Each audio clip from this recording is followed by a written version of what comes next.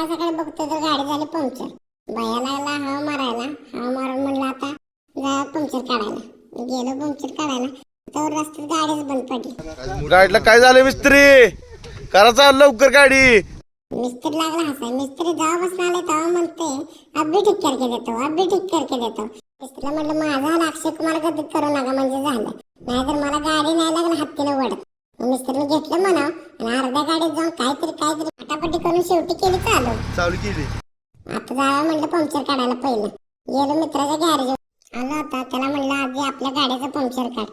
हे माझे शाळेतले मित्र बघा, भावाने चांगला बिझनेस चालू केलाय. सर्व प्रकारच्या गाड्यांची कामं करून येतील बघा इथे. तर हे मला म्हणलं जॅक आणलास का? अरे म्हणलं तुमचं गॅरेज आणि मी जॅक कुठं ठेव म्हणलं, बघ तुझ तू म्हणलं. आता तर बालाजी ऑटो तुरची फाट्यावरती हे गॅरेज आहे बघा ह्यांचं, तुम्ही अवश्य भेट द्या.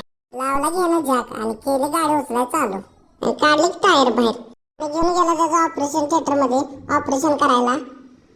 तो लागला टायरला आंघोळच घालायला. बघूया म्हणलं आता काय करतोय. शास्त्रीयानं शोध लावल असं शोध लावला की त्यानं 1 2 3 नाही तर 10 लागून हवा जात होती. मला लावलं त्यानं काम. मला म्हणलं जरा जाऊन ये. मी म्हटलं कुठं लावून देतो आता हे कुणास ठाऊक. तर पाऊंडचा डबा घेऊन ये म्हणलं. मी म्हणलं आता ह्याचं काय करणार तर तेव्हा म्हणलं नुसतं बघ म्हणलं काय करतोय मी. त्यानं फोडलं आणि केलं पाण्यात मिक्स आणि लागला हलवायला. हलवलं भरलं बाटलीत त्यानं. म्हणलं हे काय नवीनच म्हणलं, माझ्यासाठी नवीन होतं तुमच्यासाठी नवीन आहे का ते बघा. मग त्यानं भटलं आपल्या टायर मध्ये. तेव्हा मी म्हणलं यानं काय होतंय. तर त्यानं दिलं स्पष्टीकरण. म्हणलं जिथे जिथून हवा जात्या तिथे तिथे पावडर जाऊन बसत्या.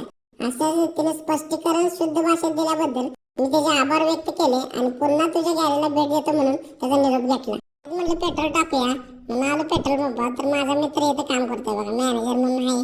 तर चाललेलं माझं त्याचं बोलणं जरा चाललेलं. त्यावर आला दुसरा मित्र. तेव्हा मला म्हणायला लागला आणि लाईक शेअर सबस्क्राईब करा आणि मग मित्र आलो नाश्ता घ्यायला. त्याला लय भुका लागलेला. पेट्रोल पंपावरच्या सगळ्यांनी नाश्ता दिला आणि तिथून मग घरी गेलो. तुम्हाला व्हिडिओ आवडल्यास नक्की लाईक करा, सबस्क्राईब करा आणि शेअर करायला विसरू नका. जय श्रीराम. धन्यवाद.